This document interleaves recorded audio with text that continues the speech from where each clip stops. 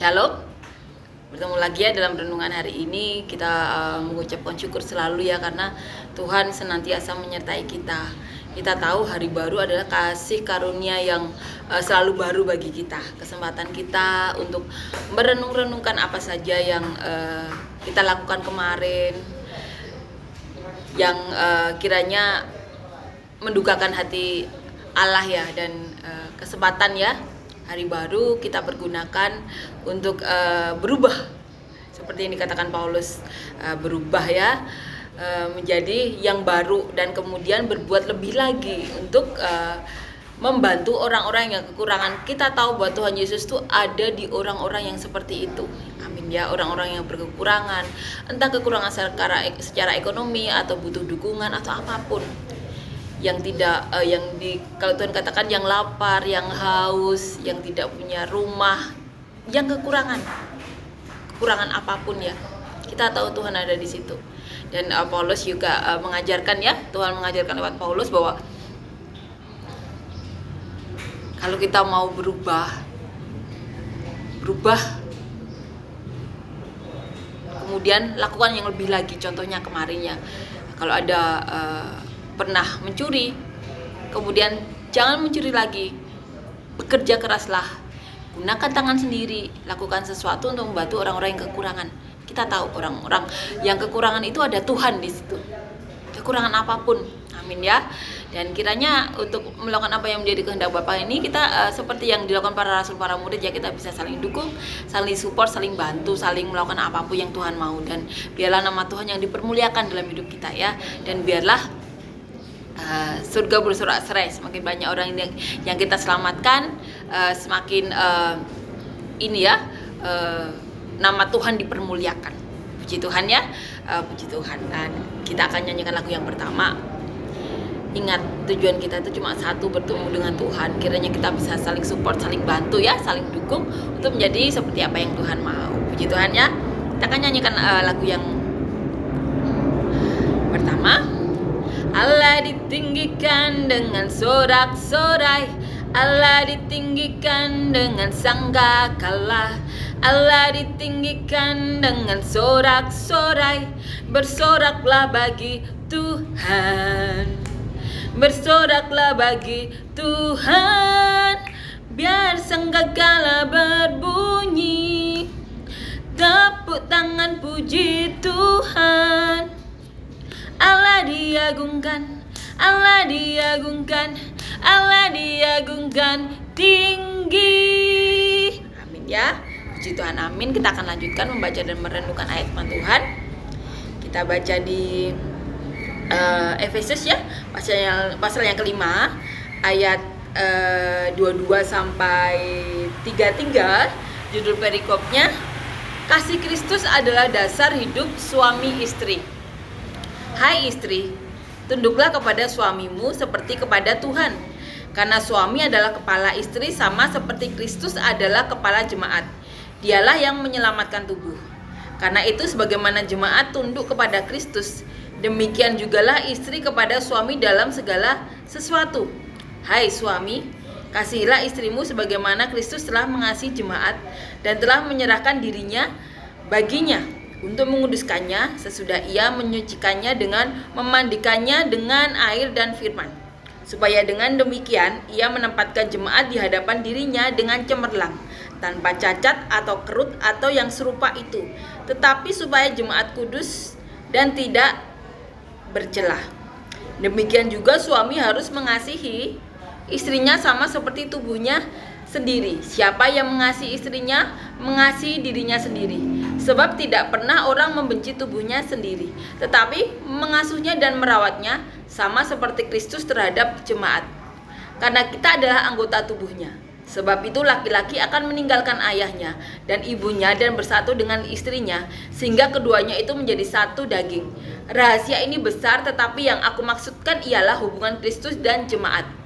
Bagaimanapun juga bagi kamu masing-masing berlaku. Kasihilah istrimu seperti dirimu sendiri, dan istri hendaklah menghormati suaminya. Puji Tuhan ya. Kasih Kristus adalah dasar hidup suami istri. Di sini Paulus mengajarkan bahwa suami adalah kepala rumah tangga. posisinya kalau di gereja itu seperti Tuhan adalah kepala dan istri adalah tubuhnya. Amin ya. Dan Tuhan itu menjaga tubuhnya, suami menjaga istrinya. Itu yang dikatakan Paulus ya, dikatakan di sini, hai istri, tundukkanlah kepada suamimu seperti kepada Tuhan. Jadi Paulus mengajarkan kita harus tunduk kepada Tuhan. Amin ya.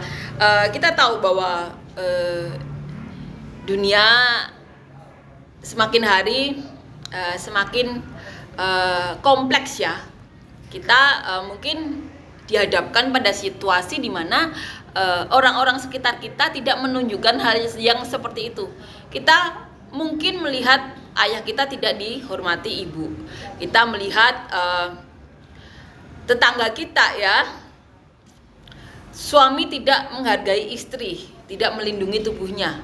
Kita lihat juga teman kita malah diperlakukan kasar, tidak dihargai oleh suami. Begitu juga ada istri yang tidak menghargai suami. Itu adalah masalah dunia, karena dosa ada di mana-mana, sehingga menimbulkan kejahatan yang menimbulkan kepahitan di hati masing-masing orang tersebut, yang membuat dia berlaku seperti itu. Atau sebelumnya dia tidak mendapatkan contoh untuk berbuat seperti yang Tuhan mau. Tetapi puji Tuhan, kita mengenal Kristus. Kita beriman ada Roh Kudus dalam diri kita. Kita beriman bahwa Roh Kudus itu mengajarkan apa yang harus kita lakukan. Amin ya. Jadi apapun ya, sebagai suami istri atau sebagai teman-teman yang melihat keadaan keluarga teman kita, atau bahkan melihat keadaan orang tua kita sendiri, kiranya kita bisa ini ya,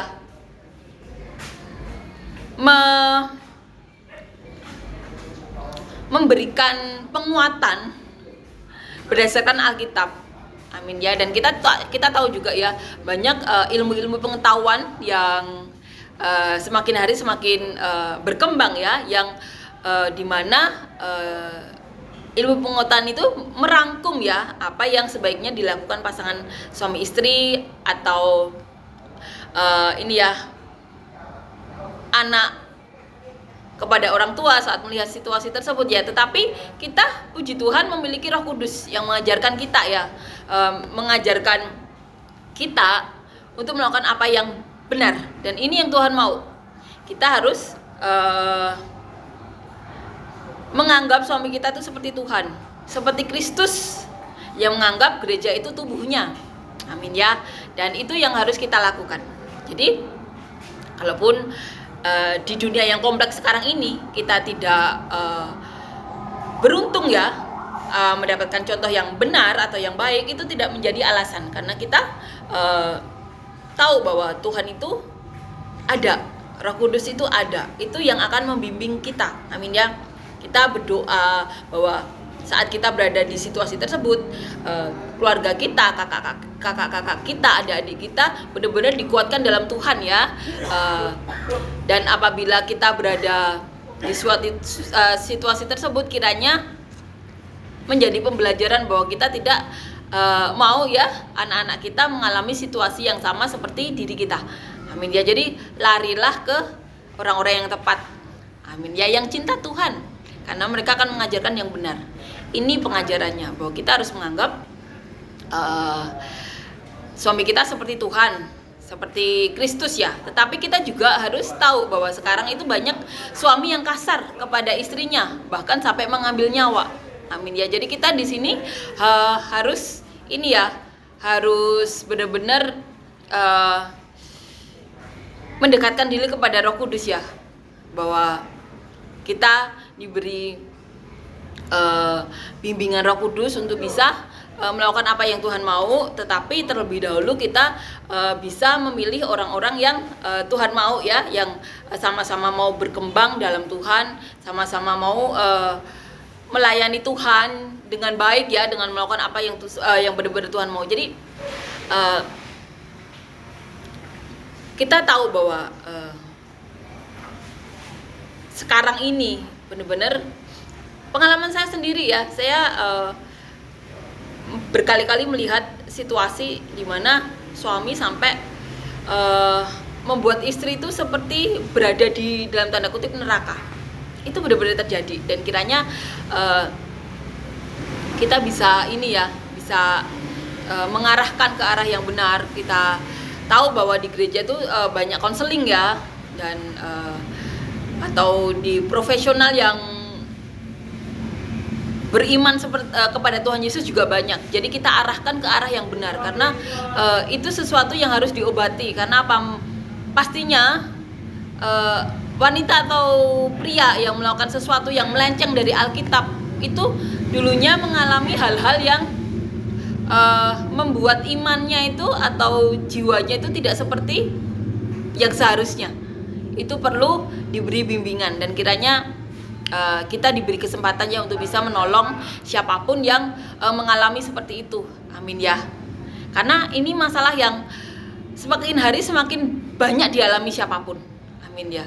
Karena dunia semakin keras, semakin jahat, sehingga banyak orang-orang juga yang hidupnya semakin mengeraskan hatinya, yang membuat mereka bersikap keras sehingga memberi kesusahan ya, entah kepada istrinya, entah kepada suaminya, entah kepada anak-anaknya, entah kepada rekan kerjanya. Mereka bisa membuat hidup seseorang itu menderita karena pengalaman pahit yang dia alami. Kiranya kita tidak menjadi orang-orang seperti itu. Kalau kita diberi Tuhan kesempatan atau mengalami situasi tersebut, jangan sampai kita menjadi batu sandungan.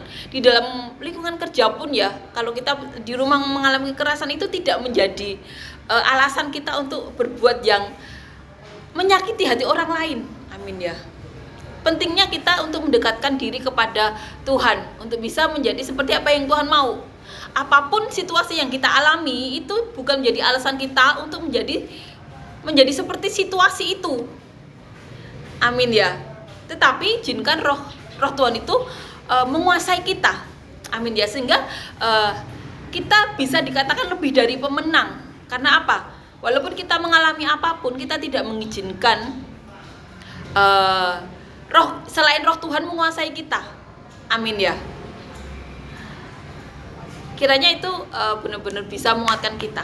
Kalau kita yang tidak menyetop ya trauma-trauma tersebut atau tindakan-tindakan tersebut, nanti orang-orang sekitar kita, kalau kita masih muda, rekan kerja kita atau teman-teman sepermainan, kita akan membuli mereka.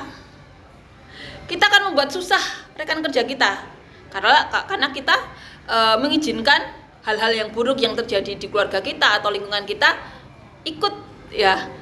Atau bahkan kalau sudah menikah, kita menyusahkan istri kita, menyusahkan suami kita, itu jangan sampai terjadi. Amin ya. Jadi itu ya yang harus kita ini. Jadi kalau kita berada di lingkungan seperti itu, kiranya sebagai anak-anak, entah kakak adik, dapat bersekutu dalam doa ya, saling curhat untuk saling menguatkan, ngobrol ya, jangan sampai seperti orang tua kita, karena mereka mengalami masa-masa yang berat sehingga menjadi keras. Tetapi itu tidak menjadikan kita keras juga. Itu seharusnya sering ya terjadi. Jadi sesama saudara itu harus dekat untuk saling menguatkan ya, sehingga saat menikah benar-benar menjadi support bagi suami atau support sebagai istri ya. Walaupun saya belum berpengalaman ya dalam pernikahan, tetapi sebagai anak saya sudah pengalaman. Saat bekerja saya juga sudah pengalaman. Saat pergaulan saya juga pengalaman yang melihat teman-teman saya, walaupun saya belum mengalami ya. Tetapi sebagai anggota keluarga, saya pernah berada di lingkungan yang Tuhan izinkan terjadi. Tetapi puji Tuhan ya, bahwa kita harus membuktikan kepada dunia bahwa kita tuh lebih dari pemenang. Amin ya. Situasi apapun, kalau kita izinkan Roh Kudus ya yang menguasai hidup kita, saat kita ditempatkan di pergaulan atau di tempat kerja ya, itu tidak akan menjadikan kita tidak serupa Tuhan ya, tetapi kita dengan sadar kita mau dikuasai Roh Kudus. Amin ya. Kita harus merelakan diri kita dikuasai Roh Kudus untuk bisa menjadi seperti apa yang Tuhan mau. Jadi kalau kita mengalami apapun, jangan biarkan ya hal-hal yang kita alami menjadi batu sandungan bagi orang lain. Amin ya. Itu akan menjadi lingkaran setan ya, tidak akan berhenti. Jadi stop di diri kita. Amin ya. Dan biarkan orang lain mengalami damai sejahtera. Biarkan Roh Kudus menguasai hidup kita. Amin ya. Dikatakan di ayat 2, karena itu sebagaimana jemaat tunduk kepada Kristus, demikian jugalah istri kepada suami dalam segala sesuatu. Amin ya. Jadi dikatakan di sini sebagaimana jemaat tunduk kepada Kristus, demikian jugalah istri kepada suami dalam segala sesuatu. Jadi di sini Paulus mengajarkan ya, Tuhan mengajarkan lewat Paulus, dan Paulus mengajarkan kepada jemaat Efesus bahwa seperti jemaat yang tunduk kepada Kristus, istri juga tunduk kepada suami dalam segala sesuatu. Tetapi ingat, suami yang bagaimana? Suami yang takut Tuhan juga. Amin ya. Karena jangan sampai karena kita tidak menggunakan hikmat ya, sampai harus cacat atau kehilangan nyawa. Kita harus kalau mengalami hal-hal tersebut harus minta pertolongan kepada orang yang tepat. Larilah ke orang-orang yang takut Tuhan. Amin ya, yang tahu firman Tuhan ini. Dan kemudian dikatakan, hai suami, kasihilah istrimu sebagaimana Kristus telah mengasihi jemaat dan telah menyerahkan dirinya baginya. Dan kepada suami, kasihilah Kristus. Kasihi jemaat seperti Kristus mengasihi jemaat. Kristus itu mengasihi jemaat itu sampai menyerahkan nyawanya. Jadi suami itu harus melindungi istrinya itu seperti Kristus yang bahkan rela memberikan nyawanya. Amin ya. Jadi sama jemaat tunduk kepada Kristus, istri juga tunduk kepada Kristus, tetapi suami juga harus bertindak seperti Kristus kalau mau dihargai seperti bagaimana jemaat menghargai Kristus ya. Suami juga harus memberikan berkorban kepada istrinya seperti Kristus berkorban kepada jemaat sampai memberikan nyawanya. Seperti itu ya contohnya. Dikatakan juga untuk menguduskannya sesudah ia menyucikannya dengan memandikannya dengan air dan firman. Dikatakan di sini untuk menyucikan istrinya juga dengan memandikannya dengan air dan firman. Amin ya. Supaya dengan demikian ia menempatkan jemaat di hadapan dirinya dengan cemerlang, tanpa cacat atau kerut atau yang serupa itu, tetapi supaya jemaat kudus dan tidak bercela.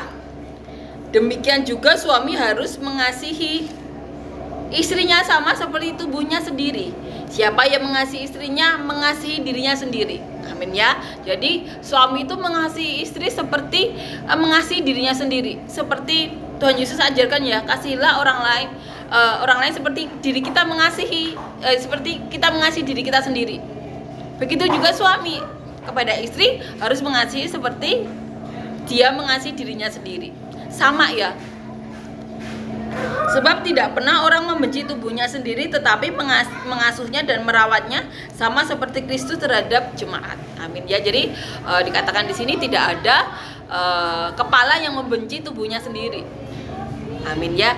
Sama seperti Kristus yang tidak membenci jemaatnya. Sebab itu laki-laki akan meninggalkan ayahnya dan ibunya dan bersatu dengan istrinya sehingga keduanya itu menjadi satu. Jadi laki-laki itu harus mandiri, harus meninggalkan bapaknya, harus meninggalkan ibunya dan bersatu dengan istrinya, membangun rumah tangga yang baru. Amin ya. Rahasia ini besar, tetapi yang aku maksudkan ialah hubungan Kristus dan jemaat. Bagaimanapun juga bagi kamu masing-masing berlaku, kasihilah istrimu seperti dirimu sendiri, dan istri hendaklah menghormati suaminya. Amin ya. Jadi ini yang diajarkan Paulus, istri harus menghormati suaminya. Suami juga harus menghormati istrinya, bahkan mengasihi seperti Kristus mengasihi jemaat, rela memberikan nyawanya untuk jemaat. Demikian juga suaminya harus seperti itu.